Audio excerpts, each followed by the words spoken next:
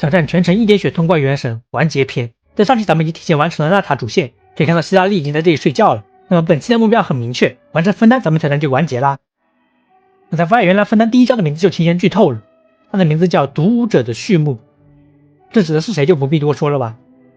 全提瓦特最白的腿出练，咱们也是很懂，展示阶段必须得先出腿，然后必须展示下呆毛，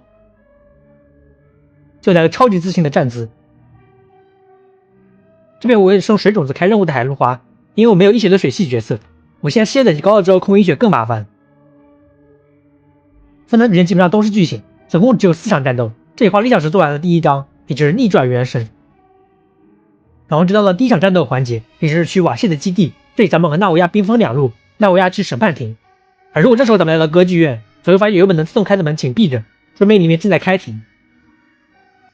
那么咱们也不能消极怠工了，得找到瓦谢的证据。第1场战斗还是很简单的，咱们采取最稳妥的方法，也就前置放完1之后咱们就转圈圈。原神里面大多数的攻击还是不带预判的，转圈圈可以有效躲避伤害，队友是很轻松就拿下了。这个是我这个挑战最奇葩的死法，我命名为黑屏死法。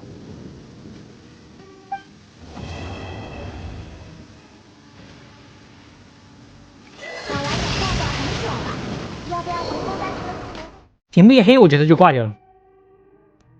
接下来就是2小时半的坐牢时间，我这边也是苦中作乐，看看有没有啥有趣的东西。原说还让我找到了全提瓦特唯一一个原路试一下纯粹黑的东西，注意这个绿色的矿石，可以看到黑的跟煤炭一样，这玩意叫啥来着？好像是叫史基矿，只是能源果然本质都是黑色的。这里适用的是满血非米尼，但是会强制扣血，按照规则一扣血就不能使用了，所以咱们只能停在这里。不过这里其实不需要逃出去，血量少到一定程度也会进入下一阶段。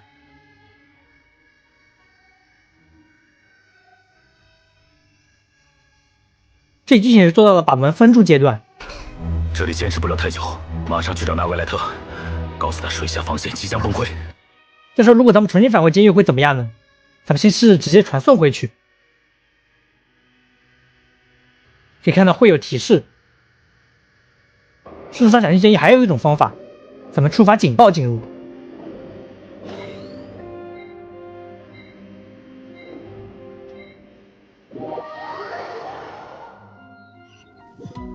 可以看到这里明明没有人，但是还会显示穆莱尼的对话。还记得莱欧斯一造的大船吗？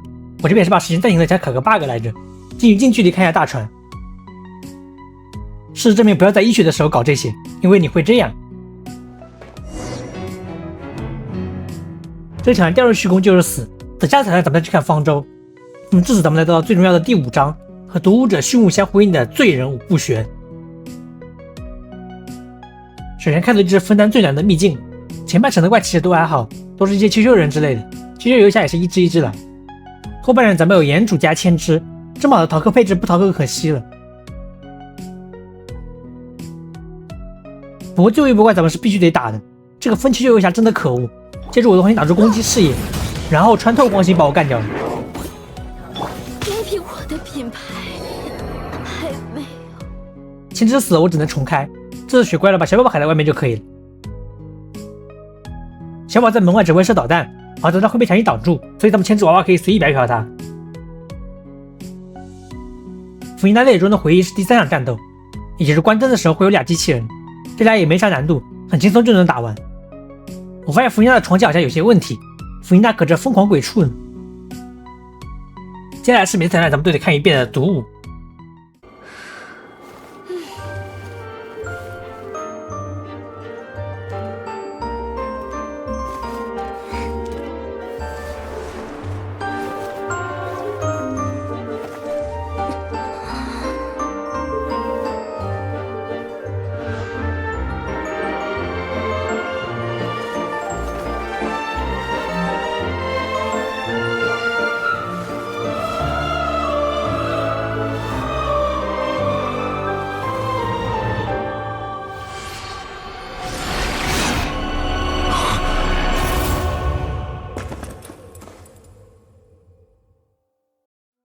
最后的禁欲之战我也是失败了3次，每次觉得都不小心被蹭到，但技能范围比这样的圈显示要大，所以我老是判断失误。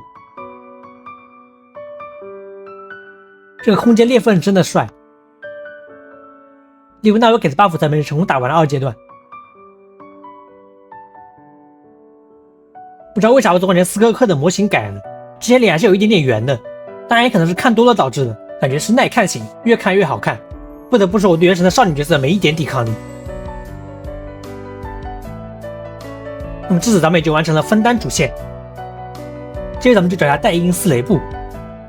代因斯雷布，这不是终点。顺着故事里面最有威胁就是冰室屠人，我这边破盾的安博还不小心死了，只能靠岩兰妈妈刮盾，还是注意不要捡到结晶。最后是成功完成这最后一战。那么这次就彻底完结了，来将兄妹合照，卡利贝尔你做得好呀！最后来个完全总结，来点有趣的数据。首先是这期我总共只死了32次，算之前的总数为382，这个数字应该能超过我正常玩1年的量。本次挑战也是我目前所有挑战里面最耗时的，总耗时59小时13分钟。仙人觉得池子一共抽96抽，如果全走主线大概就是这个抽数。那么好的，我是秋名山，视频制作不易，求点赞求关注呀，我们下期再见。